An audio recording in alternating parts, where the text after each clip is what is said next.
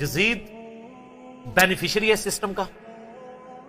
ان کو اگر Islamic history ذرا سے بھی پتا ہو، اہل سنت کی ساری تاریخ کی کتابیں اٹھا کے دیکھ لیں آپ، البدایہ والنہایہ جسے تاریخ ابن کثیر کہتے ہیں، تاریخ طبری اٹھا کے دیکھ لیں، تاریخ ابن خلدون اٹھا کے دیکھ لیں، ابن عساکر اٹھا کے دیکھ لیں، سب میں ڈیٹیلز موجود ہیں اور وہ فٹ ان بیٹھتی ہیں بخاری مسلم کے حدیث میں. وہ حدیث بھی اس میں نے لکھی نہیں ہے کہ کوفے کا گورنر تھا نعمان ابن بشیر صحابی رسول صلی اللہ علیہ وسلم.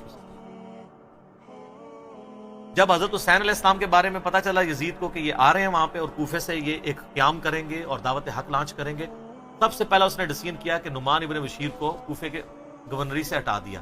یہیں سے اس کی 2 نمبری شروع ہو گئی ہے. یہ کہتے ہیں پروف دیں، پروف آپ کو پتا ہے کیا ہے؟ اس لیے کہ نعمان ابن بشیر صحابی تھے، ان کو پتا تھا حضرت حسین کے ساتھ تو میں کوئی نیگیٹو نہیں کر سکتا، تو نرم رویہ رکھتے تھے. اور عبید اللہ ابن زیاد کو اس نے بھیجا. عبید اللہ ابن زیاد ایک ظالم آدمی تھا. صحیح بخاری میں انٹرنیشنل نمبر کے مطابق 3748 نمبر حدیث ہے کہ حضرت حسین ابن علی کا سر کاٹ کر عبید اللہ ابن زیاد کے سامنے تشت میں لا کے پیش کیا گیا. اللہ کی لعنت ہو، تمام فرشتوں کی لعنت ہو، تمام لعنت کرنے والوں کی لعنت ہو جن لوگوں نے حسین ابن علی کو اس طریقے سے شہید کیا. یہ صحیح بخاری شریف ہے 3748 انٹرنیشنل نمبر کے مطابق، جس میں امام بخاری نے حسین کے ساتھ علیہ السلام لکھا ہے. اور آپ لوگوں کے پیٹ میں آج تک درد ہو رہی ہے. دارالاسلام والوں نے تحریف کر کے علیہ السلام کاٹ دیا اس میں سے، لیکن سعودیہ کا جو مکتبہ تو شامل ہے اس میں موجود ہے، دارالکتب العلمیہ کا جو بیروت کا چھپا ہوا ہے اس میں موجود ہے، اور اہل حدیث کی جو سب سے بڑی سائٹ ہے حدیث کی کتابوں کی sunna.com اس میں موجود ہے، اسلام 360 میں موجود ہے، اور اس میں بھی عربی میں علیہ السلام ہے، اردو میں مولوی نے رضی اللہ تعالیٰ عنہ کیا ہوا ہے. تحریف، یہ ہے تحریف. تو سر جب آپ چوری کریں گے نا اتنی سی بھی، تو اللہ نے ایک بلا آپ پہ چھوڑی ہوئی ہے جو مولانا شریف کو بخاری شریف سے باہر نکال کے پھینکتی ہے اور لوگوں کو بتاتی ہے یہ بخاری شریف ہے اور یہ مولانا شریف ہے. حسین ابن علی کا سر کاٹ کے سامنے رکھا گیا، اس نے کچھ کلام کیا تو حضرت انس ابن مالک پاس کھڑے تھے، تڑپ اٹھے. انہوں نے کہا سب سے زیادہ رسول اللہ کے ہم شکل حسین ابن علی تھے. تو یہ ان لوگوں کا، اور یہ تھا گورنر کوفہ جو لگایا اس کام کے لیے گیا تھا. وہ کہتے ہیں یزید کو پتہ نہیں چلا، اس نے خود ڈیسیژن کیا. اچھا جی مان لیا. تو جب یہ خود اس نے ڈیسیژن کیا، اس کے بعد یزید نے پھر یقیناً اس نے عبید اللہ ابن زیاد کو جیل میں ڈلوا دیا ہوگا، کیونکہ آپ تو ہمیں کہانی کراتے ہیں کہ دریائے فرات کے کنارے کتا بھی پیاسا مر جائے تو حکمران کی ذمہ داری ہے. تو یزید نے پھر حسین ابن علی نبی کا بچہ جب قتل ہوا، اتنے وہ اپنے بچوں کے ساتھ رشتہ داروں کے ساتھ، تو اس کو جیل میں ڈلوا دیا ہوگا. کوئی ضعیف روایت ہی لے آئے. اور اگلے دن میں ایک مولوی کو سن رہا تھا، وہ کہتا ہے آپ کو پتا ہے حسین سے لڑنے کے لیے جو آیا تھا وہ کون تھا؟ عمر ابن سعد ابن ابی وقاص. یہ اسی طریقے سے میں کہوں کہ وہ طوفان نوح کے اندر جو غرق ہو گیا، آپ کو پتا ہے کون تھا؟ وہ حضرت نوح کا بیٹا تھا. تو انو میں ہی چپیڑ مار سکنا. سعد ابن ابی وقاص کا مرتبہ زیادہ ہے یا حضرت نوح کا؟ تو آپ دھونس لگا رہے سعد ابن ابی وقاص کی ہمیں رضی اللہ تعالیٰ عنہ. وہ تو اشرم و اشرم میں سے. نوح کا بچہ اگر کافر نکلا ہے تو سعد کا بچہ اگر غلط نکلا ہے وہ پھر کہتے ہیں وہ نبی کے ماموں تھے. او یار کہانیاں کرانی بند کرو. یہ اسی طریقے سے کہ وہ ترک رفع دہن پہ کہتے ہیں ابن مسعود کا مرتبہ آپ کو پتا ہے؟ او ابن مسعود کا مرتبہ پتا ہے؟ ابن مسعود سے پہلے وہ ثابت بھی ہو، پھر اگلی بار مرتبے ہوں گے.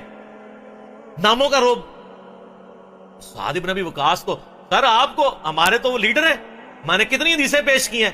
صحیح مسلم میں حدیث ہے 6220. انہوں نے تو حضرت معاویہ کے ساتھ پھڈا لے لیا تھا جب حضرت علی پہ سب و شتم کروانے لگے تھے. سعد ابن ابی وقاص جیسا تو شیعان علی کوئی نہیں تھا. آپ ہمیں بتا رہے ہیں اس کا بیٹا تھا. اس کے بیٹے کے کرتوت بھی صحیح مسلم میں موجود ہیں. وہ ابے کو سب سے زیادہ پتا ہوتا نا میرا بچہ کیا ہے. ابھی تو کربلا ہوا نہیں ہوا تھا. صحیح مسلم اٹھا کے آپ جا کے نا عمر ابن سعد لکھیں اور صحیح مسلم کو سلیکٹ کریں تو حدیث آئے گی کہ حضرت سعد ابن ابی وقاص بیٹھے ہوئے تھے، ان کے سامنے ایک اونٹ سوار آیا. تو ساتھی کہتے ہیں کہ حضرت سعد ابن وقاص نے کہا اے اللہ اس اونٹ سوار کے شر سے میں تیری پناہ میں آتا ہوں. اور جب وہ اترا تو ان کا بیٹا تھا عمر ابن سعد.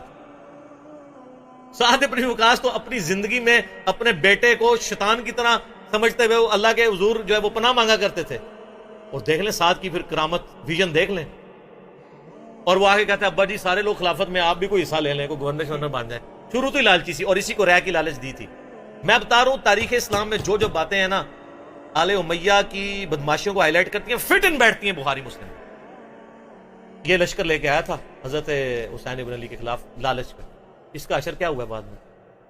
تو یہ پورا پلان ہوا تھا، اور اگر کہتے ہیں نہیں یہ حادثاتی طور پہ ہو گیا تو بعد میں پھر سزا دینی چاہیے تھی، کوئی سزا نہیں دی ہے۔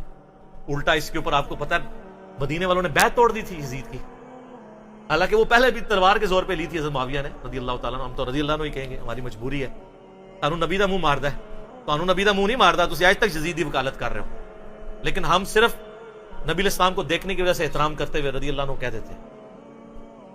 یہ فرق ہے علی کے شیعہ میں اور معاویہ کے شیعہ میں۔ علی کے شیعہ پھر ایسے ہوتے ہیں، شیعہ پولیٹیکل ٹرم۔ تو اہل مدینہ نے بیعت توڑ دی، جو یہ پیش کرتے ہیں بخاری مسلم سے کہ عبداللہ بن عمر لوگوں کو سمجھاتے تھے یزید کی بیعت نہ توڑو، تو وہ جو جن لوگوں کو سمجھا رہے تھے انہوں نے انجینئر صاحب کی ویڈیوز دیکھ کے بیعت توڑی تھی۔ وہ کون تھے؟ وہ بریلوی تھے، دیوبندی تھے، اہل حدیث تھے، شیعہ تھے، کون تھے؟ صحابہ اور تابعین تھے جو بیعت توڑ رہے تھے۔ تو اس سے یہ بھی تو ثابت ہوتا ہے، جس طرح آپ کہتے ہیں جی وہ پگڑی پہ مسا ہو جاتا ہے تو پھر جرابوں پہ بھی ہو جائے گا، کیونکہ پگڑی بھی کپڑے کی ہوتی ہے، جرابیں بھی کپڑے کی، تو اس سے پگڑی بھی تو ثابت ہوتی ہے۔ آپ تو ننگے سر نماز پڑھتے ہیں، آپ تو لال رومال رکھتے ہیں، تو پگڑی بھی تو ثابت ہوتی ہے۔ تو جو بیعت توڑ رہے تھے وہ کون تھے؟ صحابہ اور تابعین تھے۔ حضرت نے وہ ان کو روکتے تھے، اس لیے روکتے تھے کہ ان کو پتا تھا کہ جب یہ بیعت توڑیں گے تو ان کے ساتھ وہی کچھ ہوگا۔ اور اسی وجہ سے حضرت حسین کو بھی ابن عمر سمجھایا کرتے تھے۔ میرا یوٹیوب پہ کلپ بھی ہے یہ، جو ایک انہوں نے ایک اور چھوڑی بھی ہے نا بات کری، وہ حضرت حسین نے 3 شرائط رکھ دی تھی، اتنی بڑی کہانی کرائی ہے، اس کے اوپر میرا کلپ موجود ہے، میں تو اس پہ گھنٹوں زبانی بول سکتا ہوں۔ تو پھر جب وہ بیعت توڑی ہے تو اس نے مدینے کے اوپر چڑھائی کروا کے واقعہ ہررا ہوا، بخاری مسلم میں درجنوں حدیث ہے، کس طرح قتل و غارت ہوا، عورتوں کی عصمت دری ہوئی، اور پھر ساتھ ہی اس کے بعد خانہ کعبے کے اوپر چڑھائی کی، کیونکہ عبداللہ ابن زبیر بھی نہیں بیعت کر رہے تھے یزید کی، خانہ کعبہ کا غلاف اور ایک دیوار ڈیمیج ہو گئی، پھر یزید مر گیا، تو پھر حضرت ابن زبیر نے کہا تمہارا شیطان مر چکا ہے، واپس جاؤ، پھر وہ واپس گئے، پھر 9 سال تک ابن زبیر نے خلافت قائم کی مکے کے اندر اور مدینے کے اندر۔ حضرت حسین ابن علی کے بعد ان کو خلافت کا ایک موقع ملا۔ تو اس طریقے سے یہ چیزیں بالکل کلیئر ہیں، لیکن وہ بات میں مولانا اسحاق صاحب والی کروں گا کہ بات اس لیے سمجھ نہیں آتی کہ آپ یزید سے شروع کرتے ہیں۔ جب تک آپ بات پیچھے سے شروع نہیں کریں گے آپ کو بات سمجھ نہیں آئے گی۔ اگر آپ 1857 کی جنگ آزادی کو نہیں سمجھیں گے آپ کو 1947 میں 2 قومی نظریہ سمجھ میں نہیں آئے گا، اور جب تک 1947 میں مسلمانوں کی قربانیوں سے جو ملک بنا ہے وہ آپ نہیں سمجھیں گے تو آج آپ کو نہیں سمجھ آئے گی کہ پاکستانی عوام کیوں اسلامی نظام یہاں پہ چاہ رہے ہیں۔ اس لیے کہ وہ کہتے ہیں ہمارے بزرگوں نے پاکستان بنایا اس لیے تھا کہ پاکستان کا مطلب کیا، لا الہ الا اللہ۔ یہ سیکولر اینکر بیٹھ کے جو باتیں کر رہے ہیں ان کو یہ کیسے سمجھ آئے؟ جب تک آپ پیچھے نہیں چلیں گے۔ اگر آپ مشرف کے دور سے شروع کریں گے تو آپ کو نہیں سمجھ آئے گا کہ ملک سیکولر ہے یا اسلامی ہونا چاہیے، پیچھے چلنا پڑے گا۔ یزید کے دور سے آپ کو یہ کہانی سمجھ نہیں آئے گی جب تک آپ پیچھے نہیں چلیں گے، اور پیچھے جانے کے لیے آپ کو یہ پڑھنا پڑے گا۔